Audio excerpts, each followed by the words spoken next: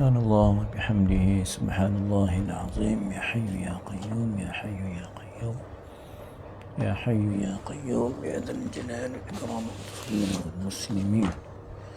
Assalamualaikum warahmatullahi wabarakatuh. Tuan-tuan boleh buka selawat 30. Selawat 30 Sayyidi Abdul Ghani radhiyallahu anhu yang ada dilampirkan dalam kitab kita tu. Yang tak ada kopi yang lain, tak ada salinan yang lain, boleh rujuk kepada buku kita ni, silibus surah Ali Imran itu. Admin ada melampirkan bacaan as-salawatus salasun, selawat 30, agar dipermudahkan segala urusan hajat kita insya-Allah. Tuan boleh bersedia ila hadratin Nabi Muhammadin Mustafa sallallahu alaihi wasallam آله الكرام وأصحابه العظام خصوصا لهذه النية المباركة الفاتحة. أعوذ بالله من الشيطان الرجيم. بسم الله الرحمن الرحيم. الحمد لله رب العالمين الرحمن الرحيم مالك يوم الدين إياك نعبد وإياك نستعين اهدنا الصراط المستقيم صراط الذين أنعمت عليهم غير المغضوب عليهم ولا الضالين آمين. بسم الله الرحمن الرحيم. الحمد لله رب العالمين وأفضل الصلاة وأتم التسليم على سيدنا محمد النور المذهب للنسيان بنوره وعلى آله في كل لمحة ونفس عدد ما وسعه علمك. اللهم افتح علينا فتوح العارفين واجعل أعمالنا خالصة لوجهك الكريم. اللهم فقهنا في الدين وعلمنا التأويل يا رب العالمين. اللهم يا عليم أنا عبدك الجاهل وأنت رب العليم فعلمنا من علمك يا عليم. الحمد لله رب العالمين. أما بعد. Jadi semua rakan-rakan di pengajian boleh rujuk terus kepada selawat 30 yang ada dalam lampiran kitab kita tu. Kita baca 5 minit sementara menanti kemasukan sahabat-sahabat yang lain insya-Allah. Bismillahirrahmanirrahim. إن الله وملائكته يصلون على النبي يا أيها الذين آمنوا صلوا عليه وسلموا تسليما. اللهم صل على سيدنا محمد صلاة تنور بها وجوهنا. اللهم صل على سيدنا محمد صلاة تشرح بها صدورنا. اللهم صل على سيدنا محمد صلاة تطهر بها قلوبنا. اللهم صل على سيدنا محمد صلاة تروح بها أرواحنا. اللهم صل على سيدنا محمد صلاة تزكي بها نفوسنا. اللهم صل على سيدنا محمد صلاة تغفر بها ذنوبنا. اللهم صل على سيدنا محمد صلاة تستر بها عيوبنا.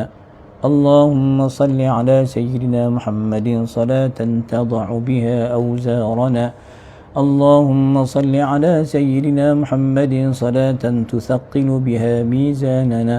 اللهم صل على سيدنا محمد صلاة تقضي بها حاجاتنا. اللهم صل على سيدنا محمد صلاة تشفي بها مريضنا. اللهم صل على سيدنا محمد صلاة تسعد بها شقينا.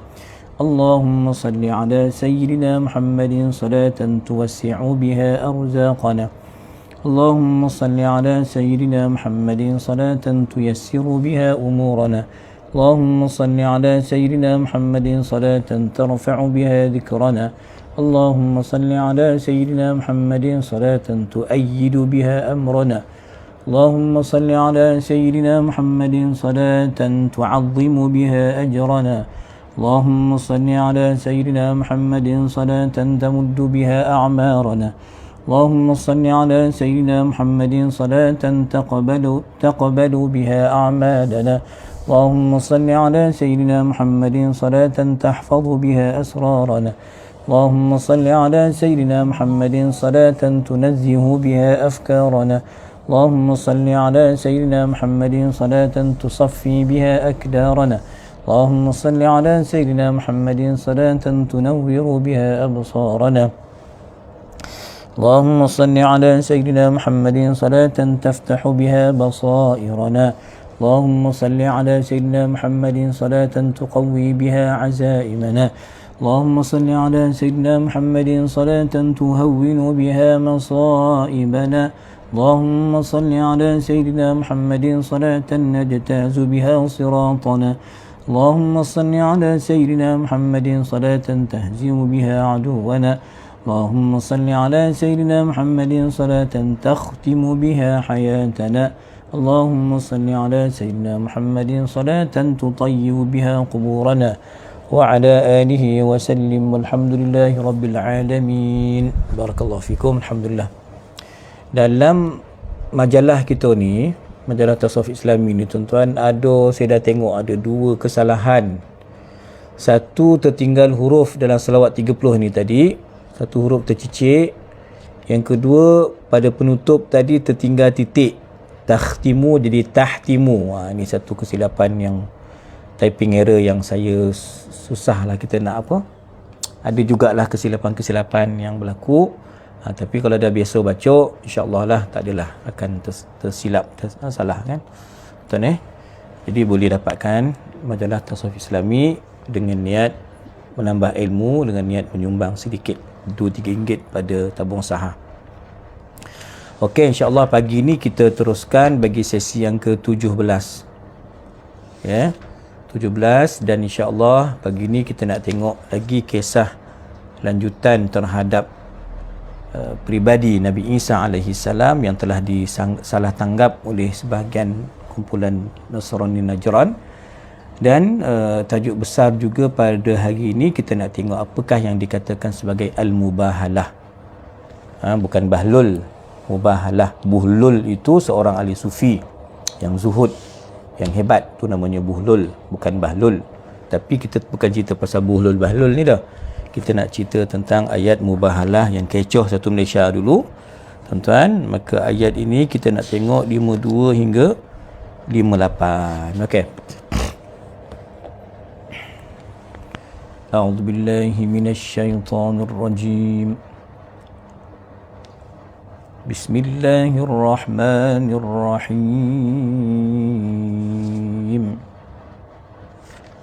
5258 dah baca semalam. Allahu akbar. Maaf.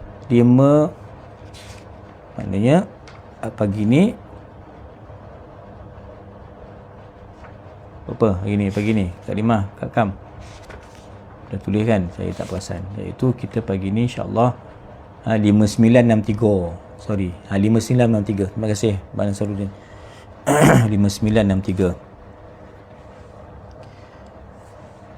A'udzu billahi minasyaitonir rajim. Bismillahirrahmanirrahim. Inna mathala Isa 'inda Allahi kamathali Adam.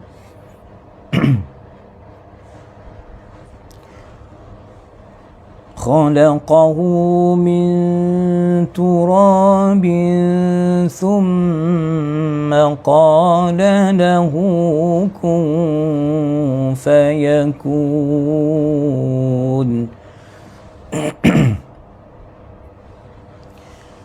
الحق من ربك فلا تكن من الممترين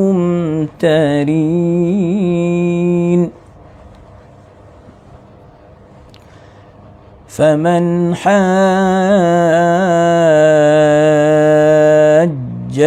فيه من بعد ما جاءك من العلم فقل تعالوا ندع أبناءنا وأبناءكم ونساءنا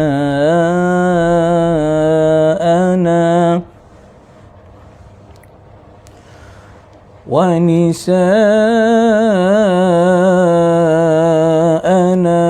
ونساءكم وأنفسنا وأنفسكم ثم نبتهل فنجعل لعنة الله على الكاذبين إن هذا لهو القصص الحق وما من إله إلا الله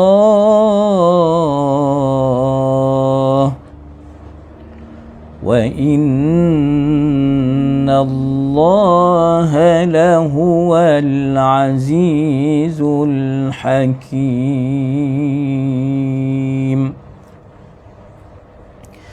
فإن تولوا فإن الله عليم بالمفسدين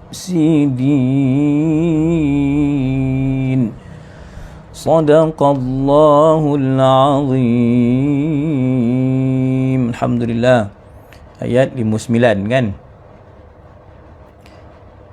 Sesungguhnya perumpamaan penciptaan Nabi Isa alaihi salam bagi Allah samalah seumpama penciptaan Nabi Adam alaihi salam. Allah menciptakan Nabi Adam daripada tanah. Kemudian Allah berfirman, Allah memerintahkan kepada tanah itu kun, jadilah. Fayakun, maka jadilah ia sebagai Adam daripada seketul tanah tadi, sekempal tanah. Al-haqqu, kebenaran itu daripada Tuhanmu. Oleh itu janganlah engkau ya Muhammad termasuk dalam kalangan orang yang ragu. Nabi tak ragu, yang ragu ni kita. Okey, ini penting tuan, ayat 61 ni. Ini poin besar yang ada satu hukum khas. Siapa yang membantahmu dalam perkara ini setelah engkau memperoleh ilmu, katakan ya Muhammad sallallahu alaihi wasallam, ta'alau, marilah kita panggil anak-anak kita, isteri-isteri kita, dan diri kita sendiri. Anak dan anak kau, bini dan bini kau, dan kita semua, kita berkumpul. Kemudian dia buat satu perkara yang dipanggil summa nabtahil, yakni bermubahalah. Apa bermubahalah? Agar laknat Allah ditimpakan kepada orang yang berdusta. Siapa yang berdusta ni? Akan dengar tuan-tuan. Ya. Sesungguhnya ini adalah kisah yang benar. Tidak ada Tuhan selain Allah. La ilaha illallah wa ma min ilahin illallah. Sesungguhnya Allah Maha Aziz, perkasa, Maha Hakim, Maha Bijaksana. Sekiranya kemudian jika mereka berpaling, tawalli, lari daripada medan perang, berpaling daripada kebenaran, maka Allah Subhanahu wa taala itu alimun, Maha mengetahui orang yang kojo dia buat kerosakan, mufsid. Tetapi Allah juga maknanya mengetahui orang yang kojo buat kebaikan, muslih, membuat benda yang elok, memperelokkan benda yang tak elok. Ini namanya muslih. Dan semalam pun kita dah sebut sikit pada intro kelas malam, doa pembawa perubahan, reformasi, pembawa islah kebenaran, kebaikan, tuan-tuan, itu yang dilakukan oleh Nabi Allah Isa alaihi salam. Tuan-tuan, mengajak orang kepada kebaikan, kepada tauhid yang betul. Tuan-tuan, dipanggil ashab ad-da'wat al-islahiyah yang telah kita sebut semalam pada kesimpulan ataupun panduan bagi ayat 52 hingga 58. Okey, alhamdulillah. Okey, jom kita tengok tuan-tuan pagi ini tentang ayat yang berbicara tentang al-mubahalah. Okey. Dan kita lengkapkan semalam 58, ada kita introkan dengan sababun nuzul tapi tak lengkap. Kan? Semalam cerita apa? Semalam cerita ayat 58 iaitu riwayat pendeta bertanya tuan-tuan kepada baginda Nabi sallallahu alaihi wasallam, siapa abah Nabi Isa? Isa bin apa? Tuan-tuan tapi Nabi SAW tak jawab sehinggalah turun ayat 58 semalam, dzalika natluhu minal ayati wadh-dhikril hakim, dan melengkapkan sabab nuzul itu. Tuan-tuan tengok ya, kata ulama tafsir rombongan Najran. Kita faham Najran ni satu kelompok Nasrani Kristian di zaman itu yang bertanya Nabi sallallahu alaihi wasallam, semalam tanya Nabi siapa ayah Nabi Isa. Maka tuan-tuan mereka bertanya lagi, ya Muhammad, kenapa engkau caci Nabi kami, Nabi Isa? Kata Nabi SAW, apa yang dia khabar, apa yang dia caci? Yalah, kau khabar Isa tu hamba. Apa barang kau cakap Isa tu hamba? Gitulah dakwaan Nasrani Najran ini, tuan. Nabi kata betul lah dia hamba. Ya, Abdullah, Rasulullah. Ya, ia kalimah Allah, perintah Allah yang Allah letakkan dalam perut rahim Sayyidah Maryam Al-Azra Al-Batul. Itu gelaran dia. Untuk Cik Indun yang dah lama tinggal kelas kerana ada keuzuran, baru masuk pagi ni nampak itu nama gelaran Sayyidah, ya, Sayyidah Maryam bonda Nabi Isa alaihi wassalam, maka dipanggil Al-Azra Al-Batul, artinya orang yang kuat ibadah, yang suci dara selama-lama hewan dara. Tuan-tuan tak tercemar dia punya maruah dia. Ya, itu dipanggil Al-Azra Al-Batul, Sayyidah Maryam alaihi salam. Maka tuan-tuan dengan penjelasan Nabi itu, Nabi kata ya Nabi Isa tu hamba Allah, utusan Allah, kalimah Allah, suci bersih, mulia, ahli ibadah yang hebat. Maka marah dekat Nabi. Mat, macam itulah. Kau tu pernah tengok kau orang lahir tak ada bapa? Ada kau? Tiba-tiba mengandung je, ada kau? Kalau betul lah kau kata Isa tu hamba Allah, tunjukkan bukti kepada kami. Maka turun ayat ni tuan-tuan. Ya, inna mathala Isa indallahi kamathali Adam. Lagi hebat. Maka pencerahan kita tengok tuan-tuan. Ya, dari sudut munasabah dia, keserasian dia, iaitu dah banyaklah kita cerita tentang Nabi Isa, tentang Sayyidah Maryam, tentang Nabi Yahya, tentang Nabi Zakaria, kan kita dah masuk dah cerita tu tuan-tuan. Yang beriman tapi banyak yang menolak. Samalah zaman Quraisy, ada yang terima, ada yang buang, kan. Samalah zaman kita, ada yang nak baik tahun baru ni, ada yang kekal dengan keburukan, bahkan bertambah buruk pun ada, kan. Maka tuan-tuan, ada kumpulan yang ketiga, dia kata dia tak kufur dengan Nabi Isa, tapi cara beriman tu salah. Dan tuan-tuan kan, kita nak beramal tapi cara beramal kita salah, pun tak boleh juga, kan. Sebab malam tadi saya sebut di Majlis Usin, liyabluwakum ayyukum ahsanu amala. Yang dikatakan ahsanu amala tu mesti betul dengan niat dan betul dengan cara. Niat lillah, cara Rasulullah SAW. Jadi nak ibadat tapi cara tak betul, tak boleh. Mereka ni tuan-tuan, yang kumpulan ni dia dah terpedaya, maksudnya telah terfitnah, sehingga mereka confuse bagaimana keadaan Nabi Isa yang lahir tanpa bapa. Maka mereka mentafsirkan ayat kalimah Allah, Ruhullah, itu maknanya Allah Subhanahu Wa Ta'ala yang masuk dalam, kalau nak kata benih Allah masuk dalam perut Maryam. Nampak? Kalimah Allah tu mengalir pada jasad Nabi Isa. Jadi macam mana? Jadi Nabi Isa tu dua dalam satu. Biasa kita faham Trinity, kan. Saya katakan dua dalam satu ni maknanya dialah manusia, dialah Tuhan. Dua-dua dikapur. Menurut tanggapan fahaman yang sesat. Tuan-tuan. Jadi kecelaruan identiti. Kalau kita biasa sebut kecelaruan identiti ni, dia ni jantan ke betina ni? Pondan kau siapa ni, kan. Orang cabut kecelaruan identiti, lombot kan main lagi pula. Laki kau lelaki. Yang ni ganeh tomboy sangat, kau perempuan. Itu kecelaruan identiti. Ini kecelaruan ketuhanan ataupun kehambaan. Lagi rosak, lagi jahanam. Tuan-tuan, kan?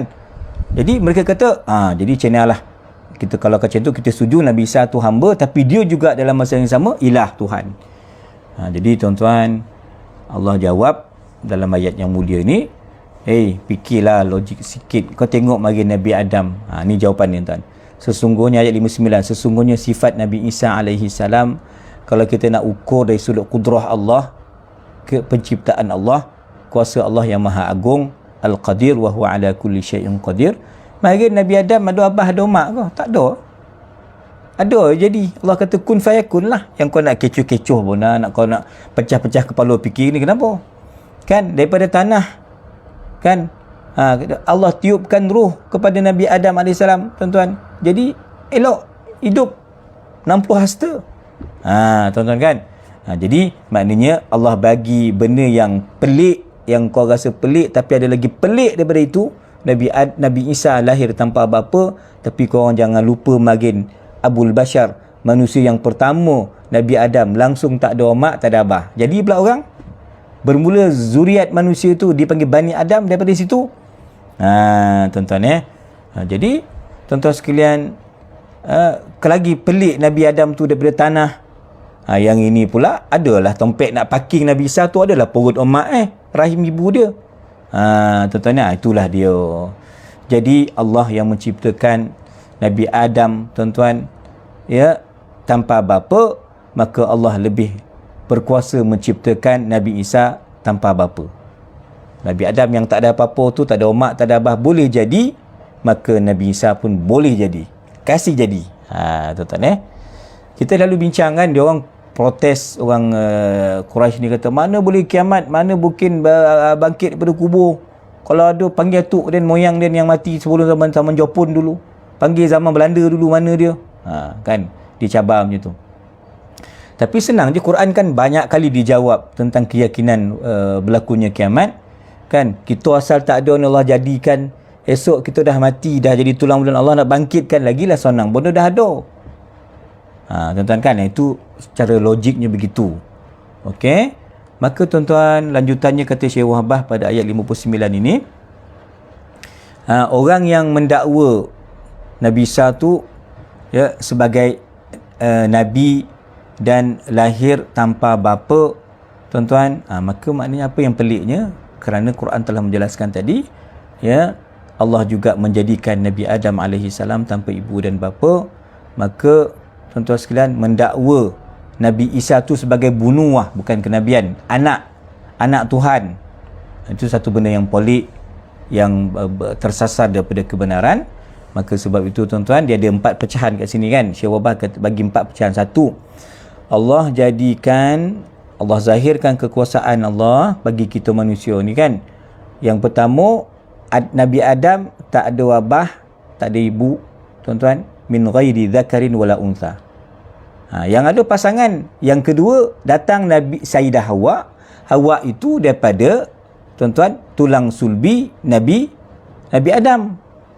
Jadi maknanya Hawa, Siti Hawa yang turun di Jeddah. Sebab tu Jeddah tu panggil Jeddah kerana parkingnya Sayyidah Hawa daripada syurga pergi ke Jeddah. Tuan kan? Jadi Siti Hawa lah, kalau Melayu kita sebut Siti, ada Siti Hawa dia. Kan? Tak ada mak, tapi dia daripada benih Nabi Adam. Yang ketiga, Allah ciptakan Nabi Isa. Tadilah tuan-tuan, tak ada, tuan-tuan, daripada seorang ibu tanpa bapa. Tuan-tuan, tapi kita semua geng-geng 116 kelas online pagi ni, kita semua ada mak, ada abah. Jadi 4 kluster penciptaan manusia, tapi semuanya di bawah pengetahuan kuasa Allah Subhanahu wa ta'ala. Maka disebut pada ayat 60, Al-Haqqu mir Rabbik. Tuan-tuan kan, Al-Haqqu mir Rabbik. Nama Allah juga ialah Al-Haq.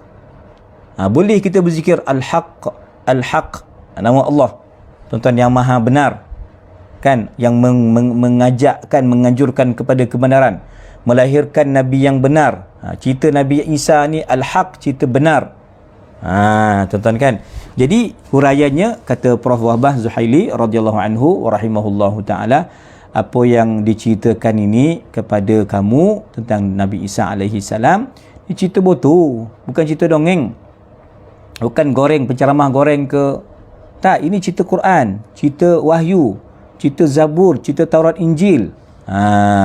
Jadi maknanya i'tiqad orang Nasrani yang mengatakan Al-Masih Isa alaihi salam itu sebagai Tuhan, ataupun ini bab Nasrani, bab Yahudi pula, dia bengkak, tuan, dia marahkan Nabi Isa tu, nak salib Nabi Isa tu, dia tuduh pula Nabi Isa ni anak zina.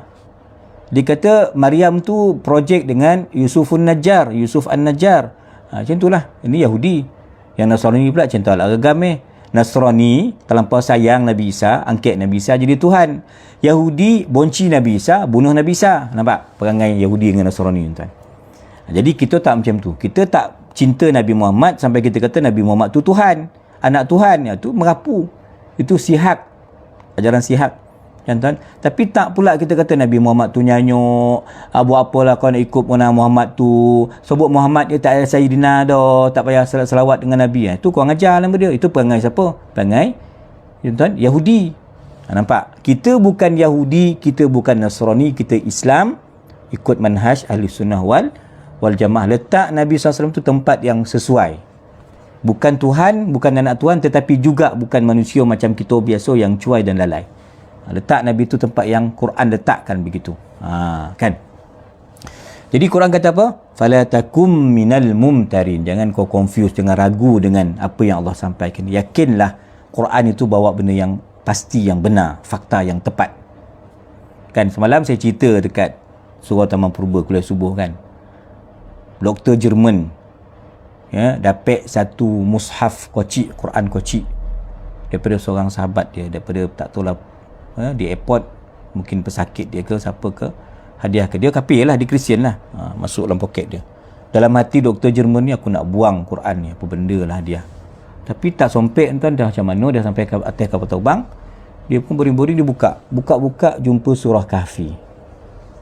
Ayat berapa semalam, John? 17-18 kan?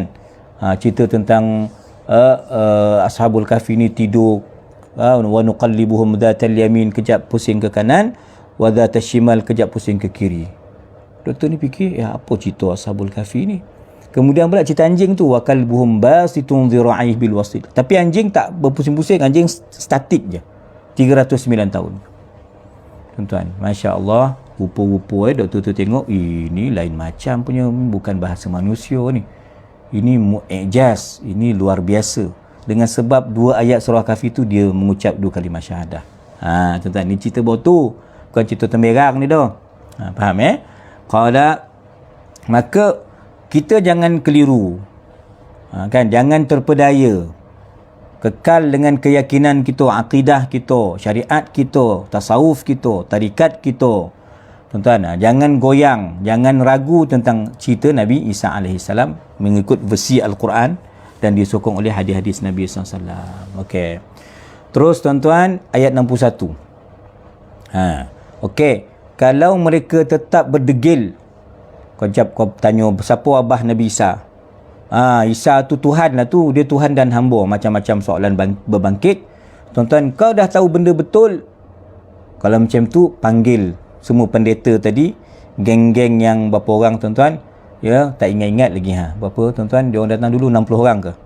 60 orang, ada 14 dia punya ketua rombongan yang pantun yang juru cakap tuan-tuan, panggil kita buat satu proses namanya mubahalah. Saya dah sebut itu bukan bahlul, bukan buhlul Buhlul tu nama orang sufi, orang alim, ahli zuhud. Buhlul bukan bahlul, tapi ni mubahalah. Tuan-tuan, mubahalah ni maknanya mula'anah. Kalau engkau tipu, engkau akan dilaknat. Jom panggil semua orang-orang kau, dan pun panggil orang-orang, dan kita bermubahalah, kita berdoa kepada Allah, laknat pasti turun. Allah akan jauhi sesiapa yang membohong tadi tentang hakikat Nabi Isa. Maka ayat ini dipanggil ayat mubahalah. Apa beza Ustaz mubahalah dengan li'an? Li'an itu laki tak percaya yang dalam perut bini itu bonih dia, tiba-tiba pula mengandung masa bila dan khusus setahun dan overseas contohlah kan, dia tak percaya dengan kandungan tu, dia kata ini mesti kerja orang lain kau ni kan. Maka di situ sumpah laknat dipanggil li'an. Dia bersumpah di depan qadi, di mahkamah, 4 kali sumpah, dia kata ini bukan kandungan aku nafikan, ini anak zina.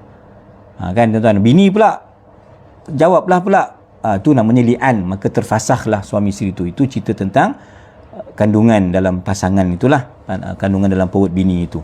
Tapi ini bukan cerita kandungan, ini lebih lagi daripada kandungan, iaitu kebenaran akidah yang sebenar, mubahalah. Dipanggil mubahalah tuan-tuan Ayat ni ayat mubahalah, ayat 61. Ingat 61. Apa cerita dia? Iaitu ketika mana tuan-tuan Nabi SAW memanggil, Nabi yang panggil, jemput orang Nasrani Najran ini, jom kita mubahalah. Tuan-tuan maka sebenarnya mereka enggan. Berdasarkan catatan dalam sirah Imam Ibn Ishaq mengatakan ni cerita tahun 9 Hijrah. Ya, Nabi SAW, tuan-tuan, didatangi oleh 60, betul tak tadi? 60 rombongan daripada Nasrani Najran. Ompek boleh, tuan-tuan, yang dia punya Tan Sri lah, dia punya datuk-datuk ni, yang punya syekh-syekh dia lah ni. Maulana dia ada ompek belah orang. Antara Maulana dia namanya Aqib. Tuan-tuan, nama Aqib ni lah Abdul Masih. Nama dia pun hamba Isa. Maksudnya, kalau nama hamba Isa tu dah macam menganggap Nabi Isa tu Tuhan lah. Kita Abdullah kan, hamba Allah, dia hamba Isa. Sebab tu ulama, tuan-tuan, saya ingat lagi di Mesir dulu, ulama membahaskan boleh tak nama kau Abdul Nabi, hamba Nabi, boleh tak Abdul Nabi? Di situ ada khilaf.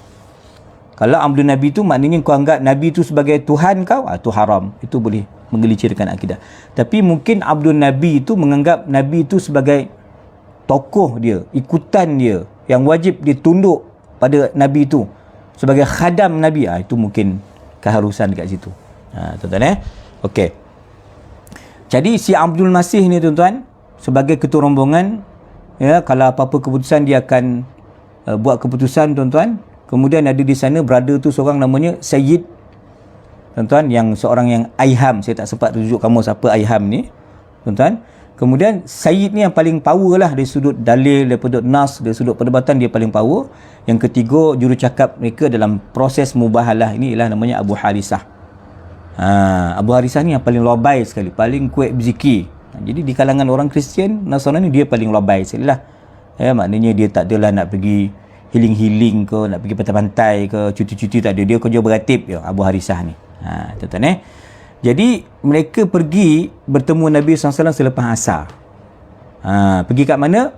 Masjid Nabawi. Ala sakinah afdalus salati wassalam. Tuan-tuan dia semayang dekat Masjid Nabawi, tapi cara dia lah, cara syariat Nabi Isa lah. Tuan-tuan, menghadap ke arah timur. Kemudian mereka pun, tuan-tuan, bersembang lah, menyampaikan apa dialog mereka dengan Nabi SAW. Maka mereka tegaskan, wahai Muhammad, Isa itu Tuhan. Isa juga anak Tuhan. Isa itu 3 dalam 1, Thalithu Thalathah, Trinity. Jadi ayat ni turunlah membatalkan kefahaman akidah sebahagian Nasrani ini, tuan-tuan. Jadi adalah Imam Bukhari, Imam Muslim, Imam Tirmizi, Imam Nasai, Ibn Majah, 5 imam hadis ini, tuan, meriwayatkan bahawa Aqib yang Sayyid, tuan-tuan, ya, mereka ni orang Najran tadi datang bertemu Nabi SAW untuk sumpah laknat mubahalah. Maka salah seorang daripada dua ni kata, jangan memandai-mandai bang, kau jangan berani tak bertompek. Sebab apa?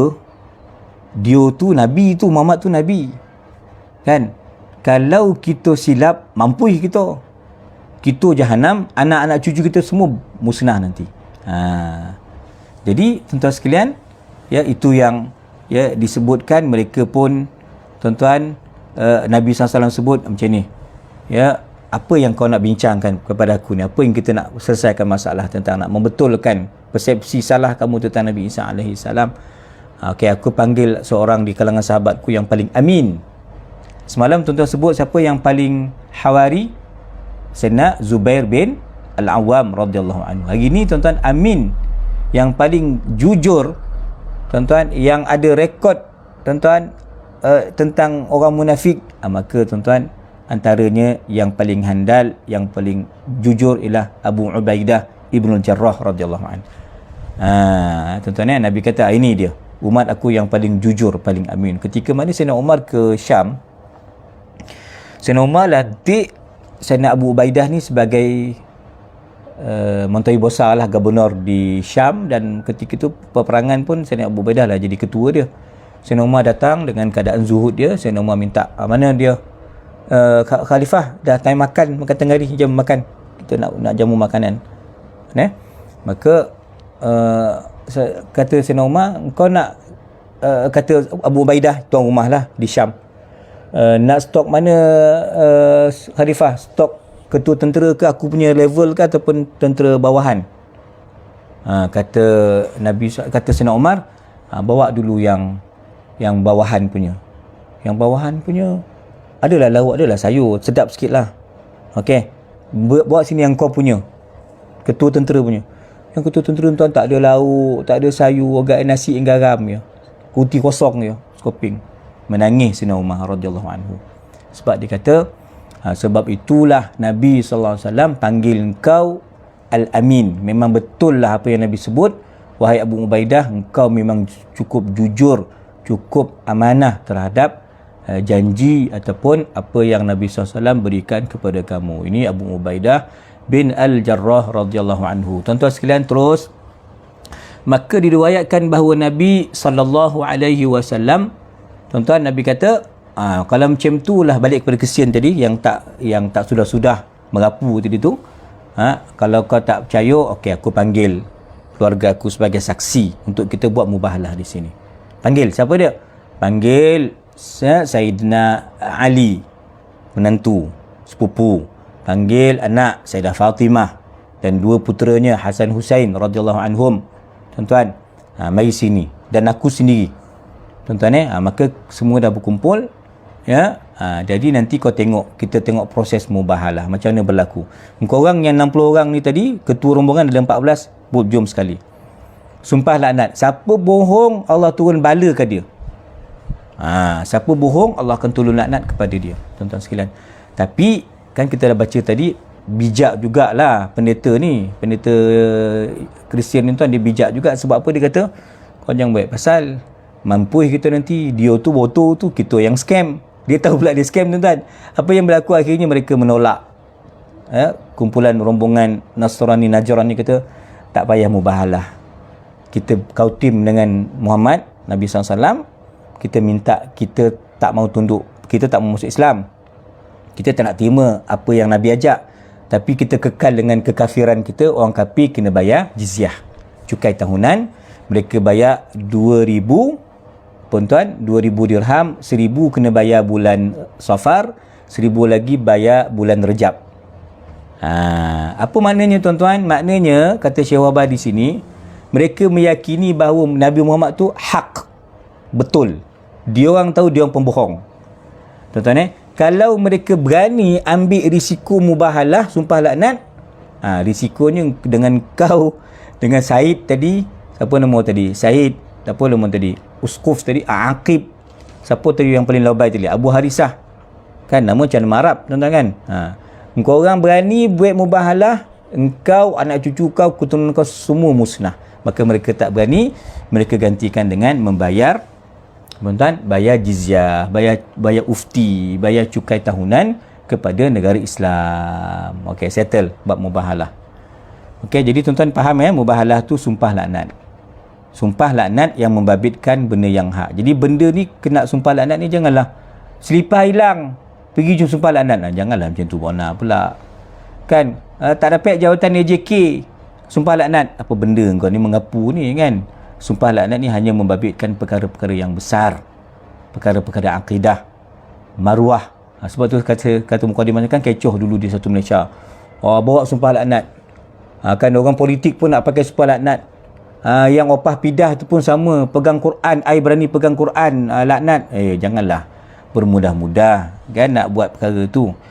Dan biasanya ulama kita, mufti kita akan bagi nasihat tahap mana kena pergi kepada mubahalah ni. Kalau tak payahlah kan, cukuplah angkat sumpah biasa kan, tuan-tuan. Jadi mubahalah ni dia lebih kritikal, lebih bahaya daripada li'an yang saya sebutkan tadi tentang pasangan suami isteri tadi tu. Okey, tayyib. Qala ayat 62, cerita ni cerita botol, tak ada keraguan. Jangan kau perdebatkan lagi. Kau jangan ikut sangat orang yang jingle bell tu, Christmas tu. Jangan. Hormat dia sebagai warga negara itu perlu.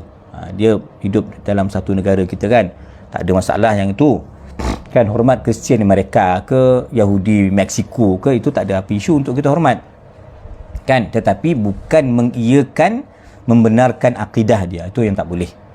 Kan setakat kata selamat hari Christmas, di situ ulama kata masih ada keharusan atas dasar hormat dia. Dia kawan pejabat kita.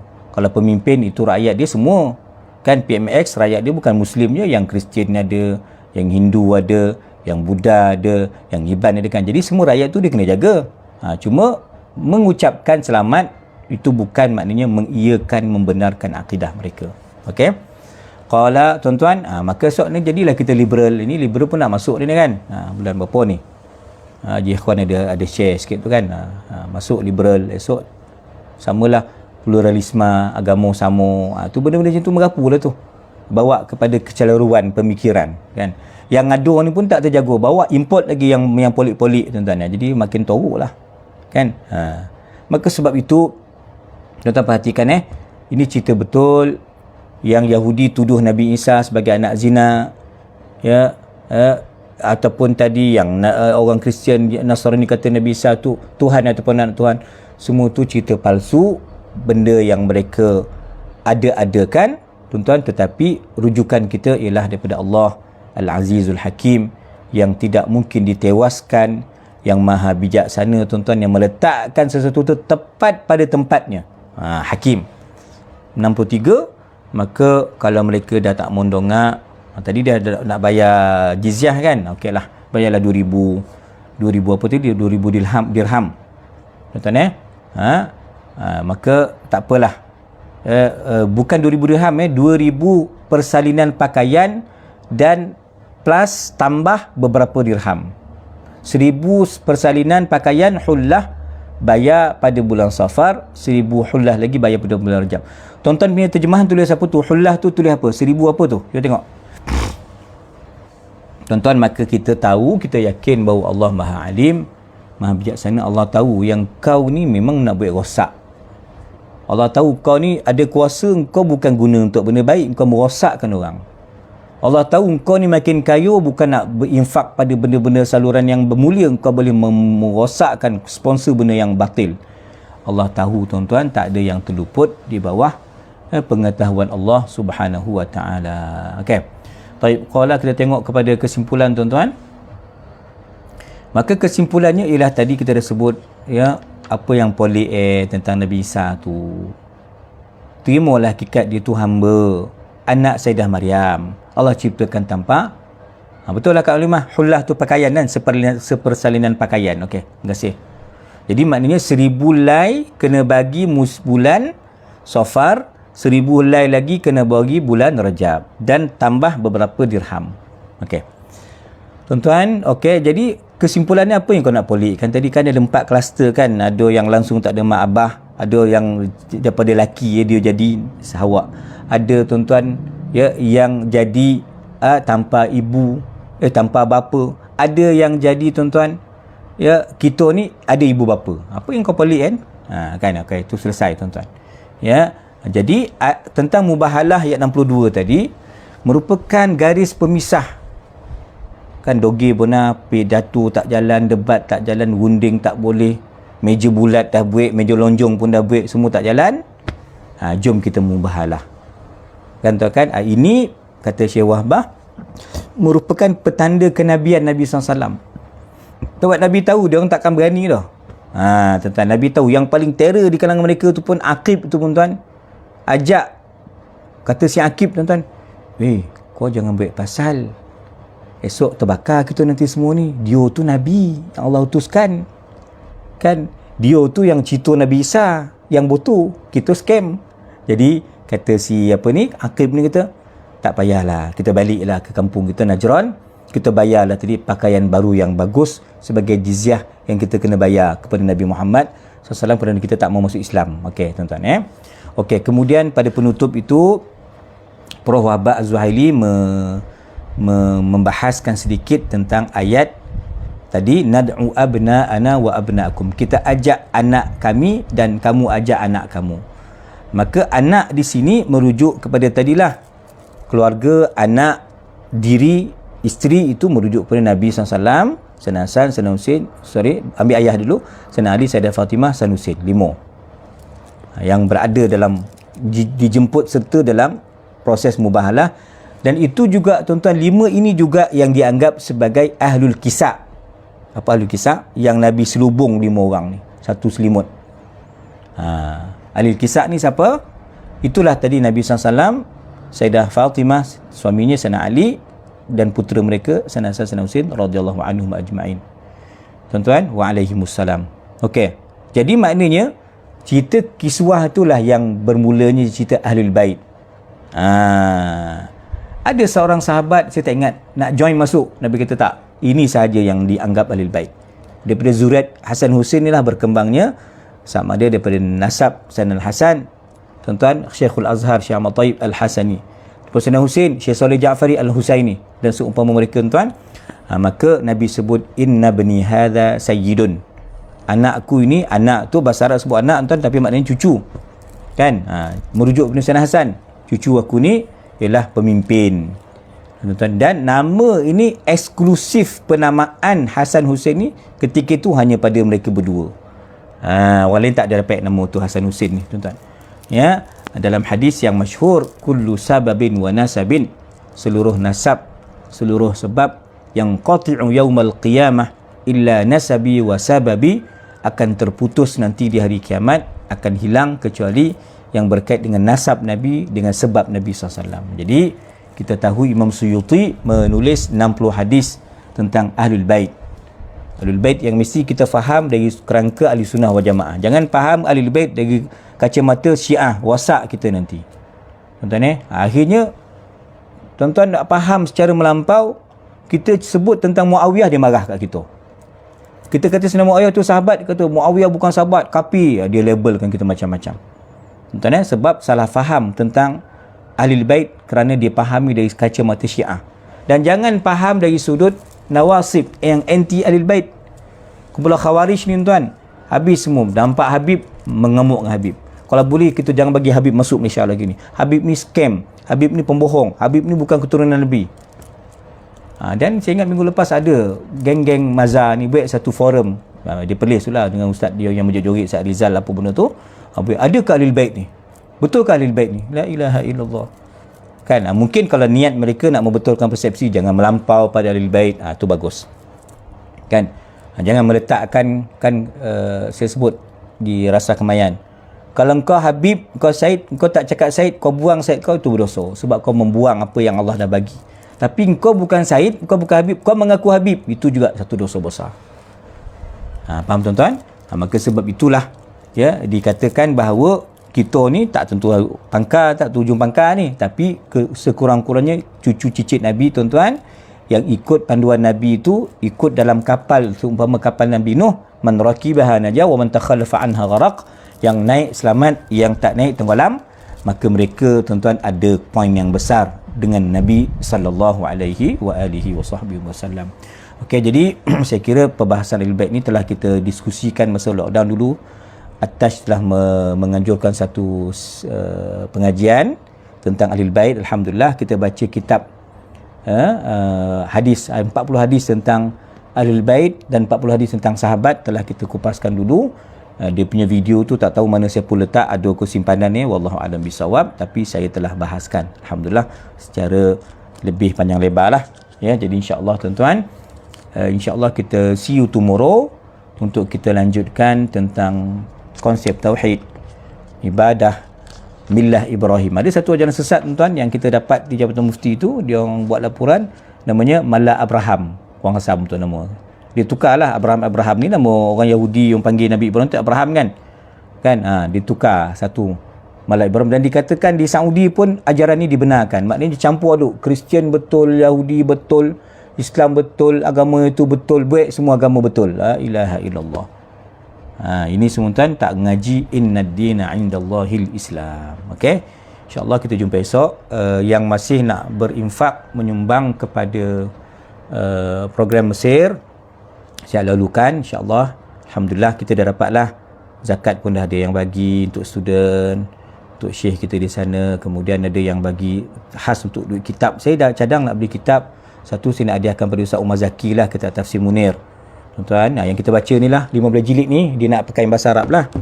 Saya nak belikan, nanti nak passing kat anak buah dia di Mesir tu.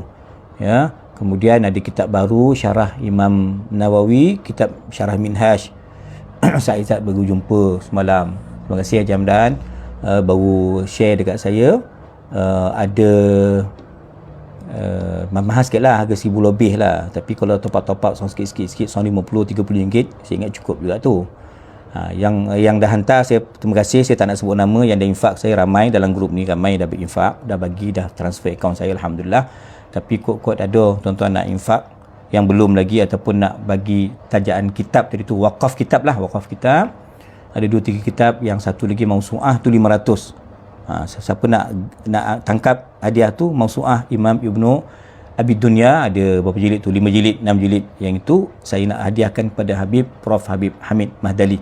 Sebab saya buka tu, Habib rasa kagum, mana tak dapat kitab ni, boleh kat mana? Dia kata Tuan Lopeh boleh di Mesir. Jadi insyaAllah satu set kitab mausu'ah nak bagi dekat hadiah pada Habib. Saya akan kumpul lah duit-duit tu nanti, saya cukupkan, saya bolehkan hadiah kepada syekh-syekh kita tuan-tuan, insyaAllah. Okey, jumpa esok. Assalamualaikum warahmatullahi wabarakatuh. Terima kasih semua.